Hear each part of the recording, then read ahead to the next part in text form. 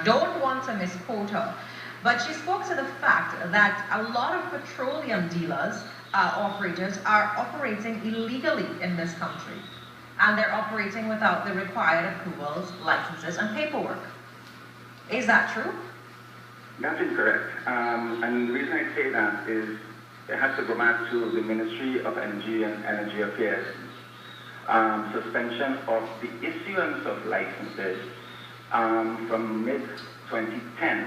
But that fact that the ministry took that position in an attempt to review or update the existing retail marketing license for service stations was in no way meant that a license wasn't in existence and that the service stations were operating illegally. And this was clearly stated in the judgment of, I think, Honorable Justice Carol Gordon in her judgment in a matter that basically involved a service station owner against the Minister of Energy and Energy Affairs. Now, she says all but one of the 137 service stations in this country are operating illegally, and the state will give the operators and of these businesses 6 months to regularize their status. Were you shocked when you heard the statements from the minister? Well, you know, in terms of the minister, I think she must have been reading from a prepared speech, and obviously the person who would have prepared the speech was not fully conversant with all the submissions in the judgment that occurred. Now, historically, this is how this whole retail marketing license was issued. The service station owners over the years would have, before the expiration of their license, would have applied to the ministry for renewal of license and paid the renewal fee, which is basically a schedule of fees based on the volume of the stations, and there's from 1 million to 4 million and above.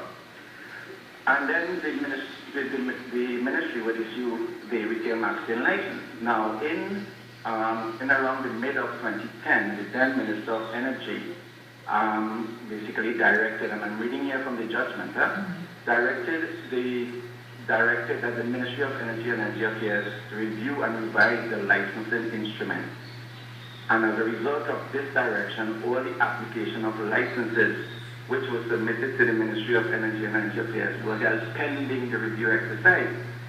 As of December 2015, in a meeting, and I think this was brought out in the PDF press release, where a representative of the ministry indicated that this process was still ongoing, I find it difficult to reconcile what the minister would have reported to have said and the fact that basically the service stations are now deemed to be exercising their business illegally. So two things. One, the statement is not accurate, and two, the service station owners are still waiting on the Ministry and Energy Affairs to complete their review exercise and to agree on the new format of the retail marketing license. Now, have you spoken with the minister? Has any contact been made between the dealers and the minister since the erroneous or misleading, or I guess improper speech was prepared and delivered? I don't know how to describe it. Yeah, the facts speak for themselves, and if one takes time to look at the facts, basically one would realize or come to the conclusion that you know, there are lots of inaccuracies and it needs to be corrected. No, to answer your question, no, I haven't had the opportunity to meet or speak